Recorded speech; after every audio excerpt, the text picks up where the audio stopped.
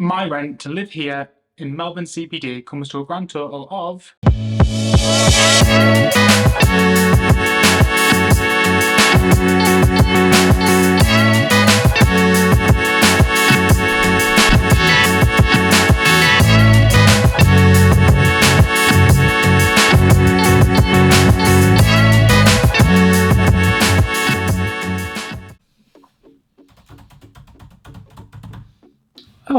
Hello everyone. Welcome back to another video. For anyone new around here, I'm CJ. I'm originally from the UK, and back in December 2022, I moved to Melbourne, Australia. I've been here for just over 4 months now, and for the past 3 months, I've been living in this high-rise apartment in the Melbourne CBD. Back when I lived in England, I used to always love going to the big cities like London and Manchester, and would often think about how cool it would be to live in an apartment in the middle of the city. So naturally, when I got the opportunity to live in Melbourne CBD, I had to take it. But living in the city isn't always what it's cracked up to be. There's pros and cons, and it's not for everybody. So today we're going to look at some of the positives and negatives and weigh up if it's really worth it to live in Melbourne CBD. Let's start with the positives. Number 1, the transport. So this is a bit of a controversial one because a lot of the locals here will tell you that the transport's absolutely terrible, but coming from somewhere where the transport actually is terrible, I personally think it's quite good.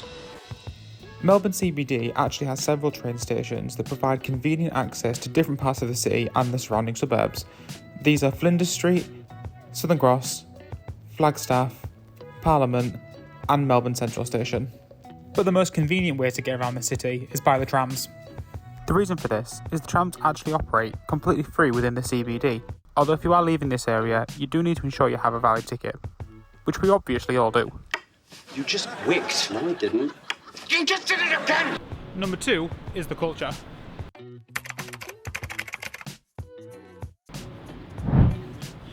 Melbourne has a diverse culture that celebrates food, art, music and sports.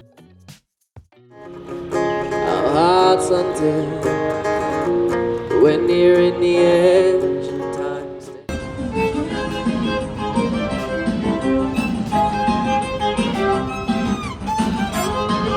Melbourne's culture truly is diverse, and that's reflected in the many festivals and events that take place throughout the year.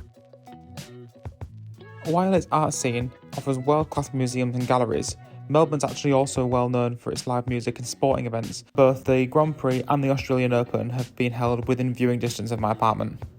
Dozens of theatrical productions are staged each week in Melbourne, ranging from mainstream musicals to more experimental works. Currently showing is Anne and Juliet, Harry Potter and the Cursed Child, and Mary Poppins. So I actually came to see Mary Poppins the other night, and honestly it's definitely in my top 5 shows of what I've ever seen. Fantastic.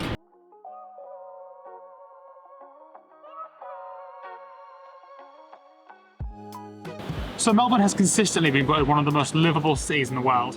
Some of the reasons for this are the low crime rates, the fantastic education system and healthcare, and the really well maintained parks. The culture and the diversity is such a refreshing change from what I'm used to back in the UK, because we just don't get that in the city where I'm from. That being said, I do miss a good Wetherspoons breakfast.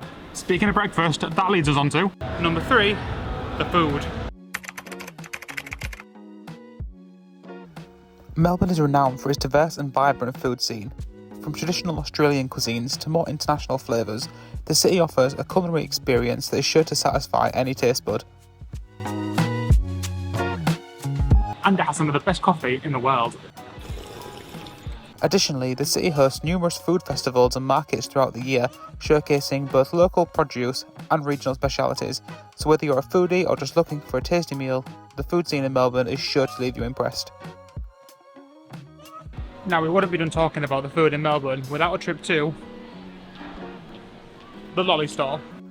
An Australian lolly store is a specialty shop that sells various types of sweets, or as Australians call them, lollies. What? This can include hard candies, chocolate bars, as well as snacks and popular items from both Australian and imported brands.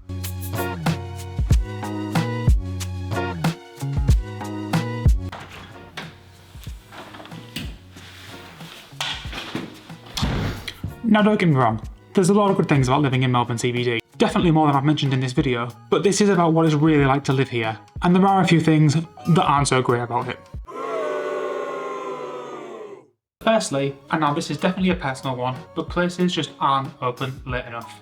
I'm 100% more of a night person than a morning person, so the fact that barely anything is open after 10 PM does get a little bit annoying.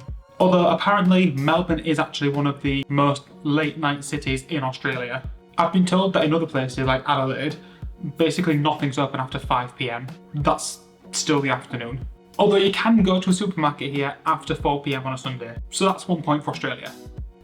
Secondly, the people are so laid back. Now this might not sound like a negative, and for the most part it isn't, but I'm used to big cities like London, where people are constantly in a rush and just want to get where they're going. In Melbourne, the people here don't rush.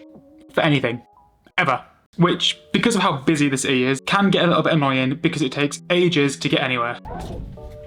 Speaking of getting anywhere, another negative about living in the city is how long it takes to leave. The population in the CBD is around 31,000 people per square kilometre. So naturally, there's also a ton of cars, and traffic is terrible, always. Add to that all of the toll roads and the awful traffic light system, and terrible. The last thing, which is kind of the biggest, is the cost. Now, Australia in general isn't exactly known for being cheap. In fact, Melbourne was recently voted the 9th most unaffordable city to live in the world. So I know you'll be wanting to know exactly how much it costs to live here in the CBD. So the moment you've all been waiting for, my rent to live here in Melbourne CBD comes to a grand total of $2,738 a month. It's a lot, and it's definitely on the more expensive end of what rent is to live here in the city. But me and my partner both live within walking distance of work, and that alone saves us like $200 a week in public transport. So taking that into consideration is actually not too bad. So I guess the big question, and the point of this video is it worth it? Overall, I'd say yes. For me, the positives definitely outweigh the negatives. And like I said before, I'd always wanted to live in a high rise in a big city. I mean, tell me where else you're going to get views like this.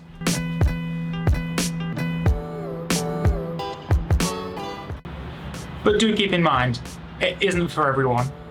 It's loud and it's expensive. For me, it's always something I'd wanted to do and something I wanted to experience, and I'm glad to say that I've been able to live here for the past 3 months. That being said, I am quite spontaneous and I do change my mind a lot. So who knows what's going to end up happening next, but I guess you'll have to stick around and find that out for yourselves. Bye!